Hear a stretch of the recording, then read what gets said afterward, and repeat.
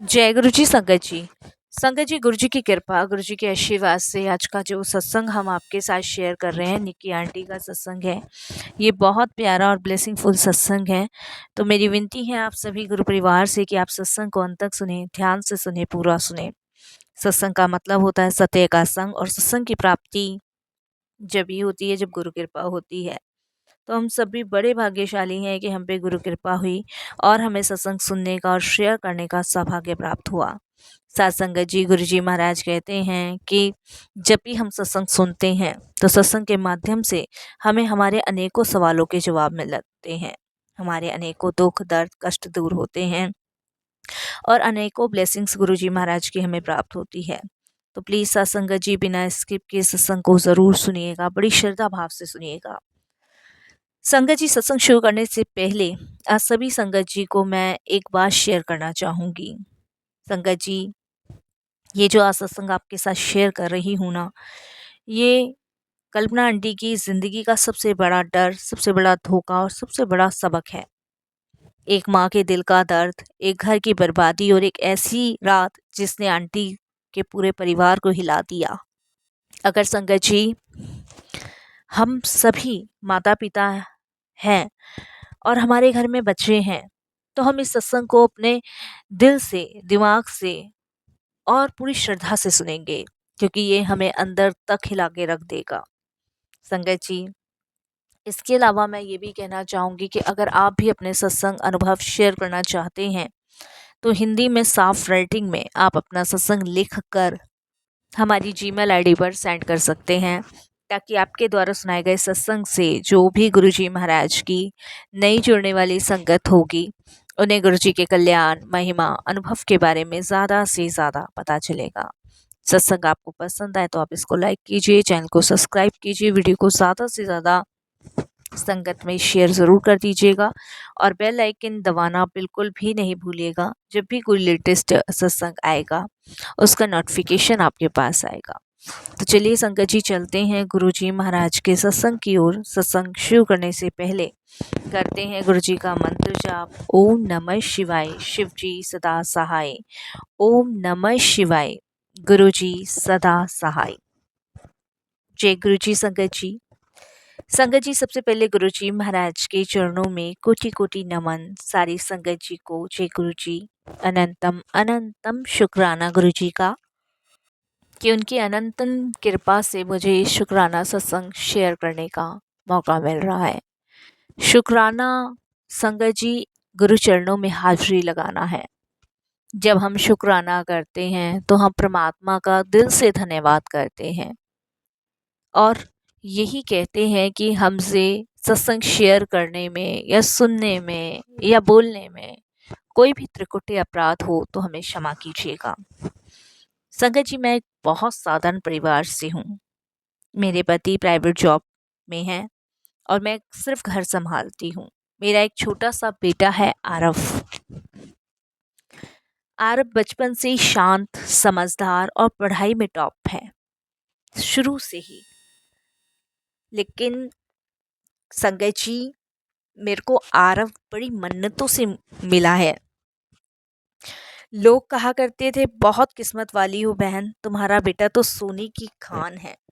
क्योंकि संगत जी, शुरू से मेरा बेटा बहुत पढ़ाई में तेज और समझदार भी इतना कि संगत जी, कोई माँ कल्पना ही नहीं कर सकती, इतना समझदार मेरा बेटा। मुझे भी लगता था संगत जी कि सच में मेरा बेटा मेरा सहारा है, पर किसे पता था सोना भी कभी तबाह हो जाता है जब उसकी तपिश गलत हाथों में पड़ जाए। कोई नहीं सोच सकता संगत जी, और मैंने भी कभी नहीं सोचा था कि कुछ ऐसा भी हो जाएगा। कहते हैं ना संगत जी, जब परेशानी तूफान आपके जीवन में आने वाले होते हैं, वो आकर ही रहते हैं। उसके लिए आप चाहे कितना भी कुछ भी कर लो, लेकिन वो आपके जीवन में कदम रखते ही रखते हैं। संगत जी, आरव जब 10वीं में पहुंचा, उसका बदलना शुरू हो गया। पहले वह शाम को मंदिर जाया करता था, फिर दोस्तों के साथ थोड़ा घूमने जाता था। फिर संगत जी धीरे धीरे देर रात तक बाहर रहने लगा। मैं उसको पूछा भी करती थी तो कोई ना कोई बहाना मार दिया करता था। तो मुझे यही लगता था संगत जी कि चलो कोई नहीं, अब 10th में आ गया है, थोड़ा बड़ा हो रहा है, यार दोस्त बन ही जाते हैं। उसकी नई मंडली में 3 लड़के और शामिल हुए। उसके चेहरे पे बेशर्मी और चालाकी साफ दिखती थी। वो 3 दोस्त जो उसके साथ बने थे, क्योंकि कभी कभी घर भी आते थे। पर मैं क्या समझती, मैं तो एक माँ थी, उसे देखूं तो बस प्यार ही दिखता था। और मैं उसको कहती थी कि बेटा ये मुझे सही नहीं लगते लड़के, लेकिन कोई ना कोई बहाना मार देता था। मेरे को भी लगा कि चलो, जब इसको पता है इसके दोस्त कैसे हैं, तो मेरे को शायद गलतफहमी हो। एक दिन मैंने उससे कहा, बेटा ये दोस्त अच्छे नहीं लगते। वह गुस्से में संगत जी एकदम से मुझे बोला, मम्मी आप बस टोकती ही रहती हो, मैं बच्चा थोड़ी ना रह गया हूँ, मैं 10th में आ गया हूँ और आप मेरे दोस्तों को भी देख के ऐसे कर रहे हो। बस संगत जी उस दिन से सब कुछ बदल गया, सब कुछ। मेरे को शंका तो पहले भी थी, लेकिन मैंने कभी गौर नहीं किया इस चीज पे। पहले घर से 500 रुपये गायब हुए, फिर पापा के वॉलेट से 1000 रुपये, और फिर मेरी अलमारी से संगत जी 5000 रुपये। जब 500 रुपये गायब हुए तो मुझे यही लगा कि चलो इधर उधर मैंने खर्च कर दिए होंगे। जो मेरे हस्बैंड के वॉलेट में से 1000 रुपये गायब हुए, तब भी संगत जी मुझे यही फील हुआ कि शायद इधर उधर हो गए होंगे। फिर मेरी अलमारी से पूरे 5000 गायब। तब मेरा दिमाग ठनक गया। हम दोनों पति पत्नी यही सोचते रहे कि घर में कौन चोरी कर रहा है। हम तो बाहर से कोई काम वाली भी हमने नहीं रखी है, बाहर से हमारे घर कोई आता भी नहीं है, तो चोरी कौन कर रहा है। मेरे हस्बैंड मुझ पे शक करने लग गए। इस चीज को लेके हमारे घर में झगड़ा होने लग गया। पर मैं उनको कैसे समझाऊं कि मैं पैसे लेती ही नहीं हूँ, और जो आप खर्चे के लिए मुझे पैसे देते हो वही मेरे पास है। संगत जी मैंने बहुत डरते डरते कोशिश करी अपने बेटे से पूछने की। वैसे तो विश्वास था, लेकिन एक दिन मैंने पूछ ही लिया, बेटा तुमने पैसे तो नहीं लिए। वह संगत जी एकदम से मुझ पे इतना हाइपर होके बोला, क्या मैं चोर हूँ, आपको मुझ पे भरोसा नहीं है। संगत जी वह क्या जानता था कि माँ को अपने बच्चे की सांसों की हर धड़कन तक की खबर होती है। उसका चिल्लाना संगत जी मुझे समझ नहीं आया। एक दिन संगत जी मोहल्ले की एक आंटी ने बताया कि आपके आरव को उन लड़कों के साथ गली में शराब पीते देखा है। संगत जी मुझे यकीन नहीं हुआ, बिल्कुल यकीन नहीं हुआ। जब उन्होंने मुझे ये बात बताई, मैंने कहा कैसे पॉसिबल है। वो बोली आप देखो उन गलियों में वो बैठा हुआ है, जो पतली गली जा रही है वहां आपका आरव भी मिलेगा। मैं संगत जी सारा काम छोड़ के गई तो मेरे पैरों तले जमीन खिसक गई। मेरा घर का शेर, मेरी आंखों का तारा किस अंधेरे में गिर चुका था, मेरे से सहा नहीं गया। संगत जी पतली सी गली थी, अंधेरा था, और वहां वो अपने दोस्तों के साथ बैठ के शराब पी रहा था। और संगत जी उसके मुंह से बहुत स्मेल आ रही थी। मैंने घर आके अपने हस्बैंड को बताया। उन्होंने कहा यह उम्र का जोश है, ठीक हो जाएगा। उन्होंने उसे डांटा भी, फटकारा भी, पर मुझे अंदर से कुछ टूटता हुआ महसूस हुआ, जैसे कोई बड़ा तूफान आने वाला है। मैंने बहुत उसको समझाया संगत जी, उसने माफ़ी भी मांगी, बट मुझे नहीं पता था ऐसा होने वाला है। 20 दिसंबर की रात थी संगत जी, ठंडी हवा चल रही थी। हमारे घर में एक अजीब सा सन्नाटा था। आरव रात 8 बजे निकला था। कहाँ था, दोस्तों के घर जा रहा हूँ, मुझे ये कह के गया। पर रात के 11 बज गए, फिर 12 बज गए, फिर 1 बज गया, फिर 2 बज गए। फ़ोन बंद। दोस्तों के घर फ़ोन किया, सब झूठ बोलते रहे, आरव यहाँ नहीं है, आरव यहाँ नहीं है। उस रात मैं बार बार दरवाज़ा खोलती थी, कभी सीढ़ियों की आवाज़ सुनाई देती तो कभी लगता कोई खिड़की पे खड़ा है। मेरी तो संगत जी अंदर तक की रूह कांप गई। मैं तो एकदम से घबरा गई, डर गई।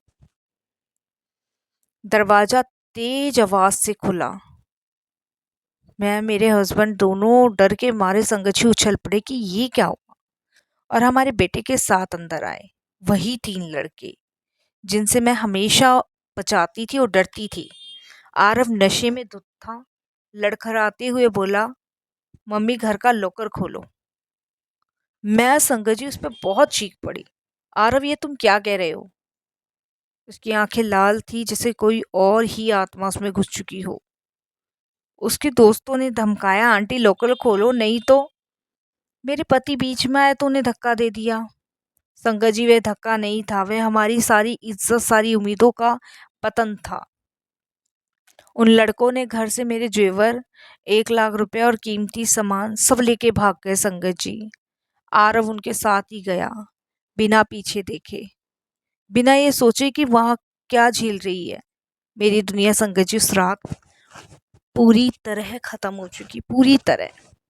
संगत जी मैं गली में नंगे पैर खड़ी होके संगत जी चिल्लाती रही, चिल्लाती रही। संगत जी आप विश्वास नहीं करोगे कि मैं वहाँ खड़ी खड़ी चीखती रही, मेरे बेटे को वापस दे दो, लेकिन वो नहीं सुन रहा था और ना इसके दोस्त। वो संगत जी चले गए। उस रात मैंने खुद को कमरे में बंद करके रोते हुए कहा कि भगवान मेरी मदद करो, मेरा बेटा वापस करो, नहीं मैं मर जाऊंगी। मैंने पहली बार इतना गहरा भय महसूस किया था, जैसे मेरी रंगों में खून नहीं, सिर्फ डर दौड़ रहा हो। संगत जी सुबह के 5:40 पे जब मैं पूरी रात जग कर बैठी थी, अचानक घर का लैंडलाइन बजा। लैंडलाइन जो महीनों से कोई छूता नहीं था। फोन उठाते ही बस एक आवाज आई, आंटी आरव बेहोश मिल गया है, जल्दी आ जाओ। हम भागे संगत जी। वह लड़के उसे सड़क के किनारे छोड़कर भाग गए थे। अगर 10 मिनट और हो जाती ना तो संगत जी मेरा बेटा नहीं बचता, बिल्कुल नहीं बचता। उन्होंने बहुत मारा था उसे। होश आने पर मेरा बेटा बहुत रोया, कहने लगा, मम्मी मुझे माफ कर दो, मुझे पता ही नहीं चला कि मैं कहाँ फंस गया था। वह लड़के संगे जी उसे नशा देते थे, फिर पैसों की मांग करते थे, नहीं देता था तो मारते थे। उस रात उन्होंने कहा था अगर पैसे नहीं लाया तो हम सब कुछ खत्म कर देंगे। डर के मारे आरव ने चोरी करी थी घर में आकर। उसके दिल में पापा नहीं, डर था, अकेलापन था और धोखा था। संगत जी आप विश्वास नहीं मानोगे, मेरा आरव जो था वो आरव रहा ही नहीं। मैं डर की वजह से बहुत परेशान हुई। मैं संगत जी फिर उसको गुरुजी के बड़े मंदिर लेके गई। मेरे पास एक ही रास्ता था, गुरुजी का दरबार, जो कि मुझे बहुत टाइम पहले मेरी भाभी ने बताया था, क्योंकि मुझे मेरा बच्चा वापस पहले जैसा चाहिए था। ये बच्चा मन्नतों से मांगा था मैंने, और अब वो ऐसी दिशा में जा रहा था तो मेरा तो दिल दहलना ही था संगत जी, बहुत ज़्यादा दहलना था। हम गुरुजी के बड़े मंदिर ले गए। मैं बहुत रोई, मेरा बेटा बहुत रोया। मैंने बस एक ही बात कही गुरुजी से, गुरुजी मेरा बच्चा वापस दे दो, इसको ठीक कर दो, गुरुजी इसको ठीक कर दो। क्योंकि संगत जी से नशे की लत इतनी थी ना कि इसको दौरे पड़ने शुरू हो गए थे। इसको सूखा नशा दिया जाता था संगत जी। मैंने वहाँ उसको लंगर कराया, चाय प्रसाद पिलाई। उसके बाद संगत जी उसको मैंने एक ऐसी संस्था में भेजा जहाँ पे बच्चों को सुधारा जाता है, नशा मुक्ति केंद्र बोलते हैं। वहाँ पे संगत जी उसकी नशा जो उस पे था वो गुरुजी ने छुड़वाया, और आज मेरा बेटा संगत जी देखिए पढ़ाई कंप्लीट करके नौकरी कर रहा है। हम सबके घरों में बच्चे हैं संगत जी, और बाहर की दुनिया उतनी साफ नहीं जितनी हम देखते हैं। बहुत गंदी दुनिया है संगत जी, छल कपट झूठ सब कुछ है। बच्चा अगर एक बार किसी गलत संगत में पड़ जाए तो वो संगत जी कभी नहीं सुधर सकता। इसीलिए अपने बच्चे को हमेशा भगवान की लीव से जोड़ के रखो, गुरु जी के चरणों से जोड़ के रखो। एकमात्र यही उपाय है कि आप अपने बच्चे को सुरक्षित कर सकते हो। संगत जी, आप विश्वास मानिए, हम सबके बच्चे बाहर की दुनिया में हैं और उनसे हम प्रोटेक्ट नहीं कर पाएंगे, सिर्फ गुरुजी प्रोटेक्ट कर सकते हैं। आज मैं सिर्फ इतना ही कहना चाहती हूँ, अगर आपका बच्चा पूरी संगत में जा रहा है ना, तो उसे डांटिए मत, उसे पकड़िए मत, उसे सुनाइए मत, उससे बचाइए। माँ बाप की पकड़ और गुरु की पकड़ अगर साथ मिल जाए तो कोई बच्चा अंधेरे से खाई में ना गिरे। गुरुजी सबका कल्याण करें। संगत जी, बस आप ये मत सोचिए कि आप बच्चे को बचा लेंगे, पकड़ लेंगे। अगर उसे सही मार्ग पे चलाना है तो उसे गुरुजी की शरण में जोड़ दीजिए, गुरुजी की संगत में जोड़ दीजिए। यकीन मानिए संगत जी की सारे कष्ट, सारी परेशानियां अपने आप दूर होती चली जाएगी और पता भी नहीं लगेगा कि कब आप बुरी परिस्थितियों से अपने बच्चे को निकाल पाए। बाहर की दुनिया में जो दिखता है ना संगत जी, वो होता नहीं है। ये मत सोचिए कि बाहर की दुनिया बहुत अच्छी है। बाहर की दुनिया में बहुत घुटन है संगत जी, बहुत घुटन। आप अपने बच्चों को बचा नहीं पाते इस घुटन भरी दुनिया से। इस घुटन भरी दुनिया से अगर आप अपने बच्चों को सुरक्षित करना चाहते हैं तो सिर्फ गुरु शरण में चले जाइए, गुरु जी के चरणों से जुड़ जाइए और फिर आप देखिए कि कैसे आपके सारे कष्ट, सारी परेशानियां, सारे दुख दूर होते ही चले जाएंगे। बस हर हाल में उनका शुक्राना कीजिए, हर कदम पे गुरु जी का शुक्राना कीजिए। मैं यही अपने सत्संग को भी विराम करती हूँ और गुरु जी से यही अरदास करती हूँ कि सर्वदा भला करें, पूरे विश्व का कल्याण करें। जय गुरु जी, शुक्राना गुरु जी महाराज।